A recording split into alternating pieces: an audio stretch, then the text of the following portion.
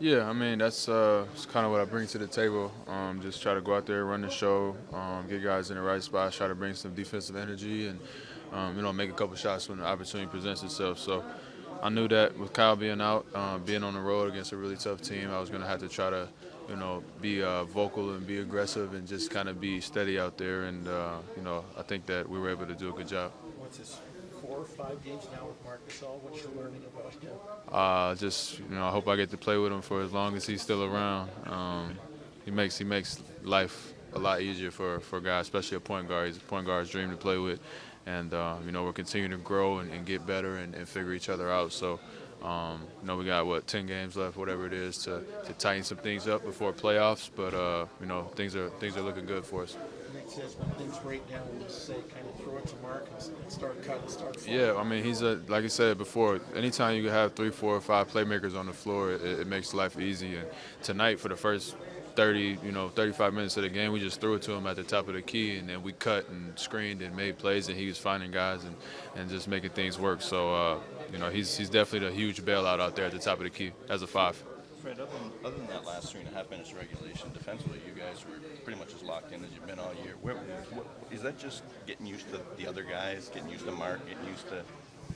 Yeah, a little bit. I think as we get closer to the end here, it's less about foundational principles and kind of more getting locked in and like playoff type defensive packages and coverages. And tonight you saw that a little bit. So it's a great thing about it. We get to play them again, so we got to bring a little bit of what we did today and change a couple things to still try to go out there and put together another effort. So things are getting a little more detailed. Guys are ramping up a little bit more.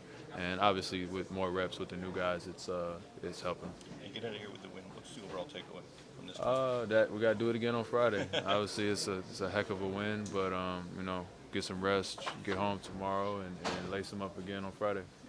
Big win for the Shockers tonight. Was that mentioned on the radio? Yes, they told me after the game. So NIT, you got to watch out, and at this time of year, Shockers are real dangerous. So look for them to make a run. And there's a lot of learning lessons and different coverages and different plays that we're going to learn from on both ends of the floor. So, the more exposure you get out there with the team, the better.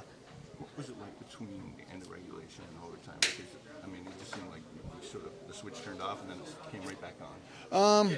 I think defensively we picked it up a little bit more. We had that 8-point lead and at the end of regulation, and I think we kind of, didn't make it easy, but we making a stand and making sure that we got stops, and they made some tough shots at the same time. Paul George made quite a few plays. So at the end of the time, I think that we made a conscious effort of getting a couple more stops, and then once we took the lead, I think it was 110 to 114. We just took off from there. Mark, what changed? I mean, you guys had the big lead. Yeah. They kind of ran you down. Nick said he didn't really feel that anything changed. They just started making shots. They made some tough shots. I mean, and Russell and Paul, they keep pedal to the metal and they keep attacking you and finding don't get down at all, and you gotta be consistent with it and don't get frustrated because they're gonna make some tough shots. How comfortable are you becoming, Mark, with your teammates? Nick said when things break down, we say throw it to Mark and start cutting.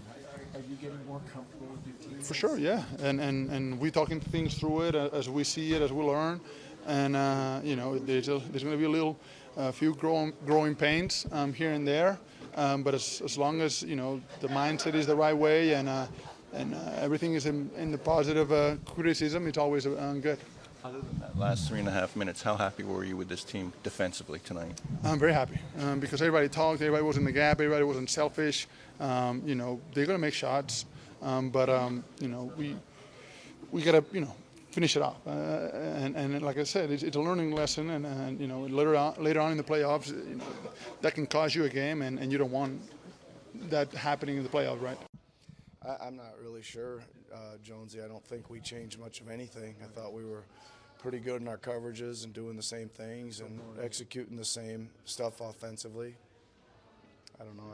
I thought we played really well. I thought we outplayed them, pretty well.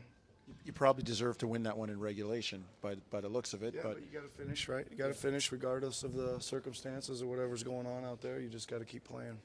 I'm glad we did. A lot of times when you blow a big lead and go to overtime, that momentum's already gone to the team that gets it to overtime, and you come out flat, and we didn't. We came out and really played, and especially the defensive end, which was a great sign. Before you got to the overtime, though, did that one kind of have the feel of the San Antonio game, like a crowd revved up, but then you guys took them out of it, like really quick? Yeah, I was commenting. I thought it was about as quiet as I've heard this place, and I've ever been here. Most of the game, right? But that, again, we were on point. Right? I mean, the potential is there for that crowd to take things over the top of Yeah, for sure. We talked about before the game that they were going to come out flying. I thought with big time energy because of the night they were having tonight, and also that they were needing to right the ship a little bit. And I thought again we came out really focused and excellent speed and great communication on defense, and we did a nice job with the game plan. Fred did a nice job running the team too. I mean, you guys, you win this against these guys here without Kyle. You got to give Fred some credit. Oh, he was awesome. I think his car ran out of gas a little bit. He had a few wide open threes there. Think about his last three. He didn't quite get them to the rim, barely rim grazers, but he made a great drive down the stretch to kind of, it was really a big time move at the end there. Defensively, I mean, other than that last 3 minutes, really, I mean, you had Kawhi on Paul. He got him in early foul trouble. Just I mean, that might have been one of your better defensive games all year. Yeah, I think again, I'll give Adrian Griffin a lot of credit. He put together a hell of a game plan. Obviously, he knows these guys, but he really put it together, and that's one thing. But then you got to sell it to the team.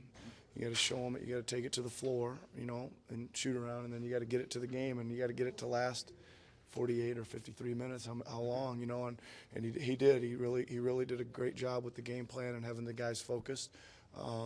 We had good matchups. I think you could see some of our length tonight paying off. We were able to guard Westbrook with Pascal and OG, and George with OG and Pascal and Kawhi and Danny. So there's some great defensive length there, and it was nice to see it kind of come together tonight. I think you got to be encouraged by the ball movement too.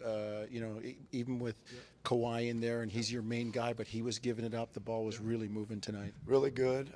Again, I think that we've made a pretty big emphasis on it here lately. We've made an emphasis that whenever you're in trouble, throw it to Mark and start flying, right? And that's pretty good because he's going to find some passes. He's going to keep that thing facilitating. He's going to keep you moving. There's one thing to cut, but when you receive it once in a while, right? It's like that receiver running that route hard. You got to throw him the ball once in a while, right? And he does. So I think that's a big part of it. But you're right. It was good to see. With Kyle out and Kawhi in, that there was 30 assists tonight and some really good ball movement and really good execution too. You probably could have done without the overtime, but I mean, nice tune up for what you probably got in store for you coming up. Yeah, I guess you want to get out of here with it, but I'm not going to complain. We got out of here with a win, right? I don't really care what it looks like. And if you want to be a real positive person, you could say the overtime's good for us, right? Playing in a tough game on the road, it's good for us. Can we regroup and fight and focus? And it's a good positive thing to take out of it.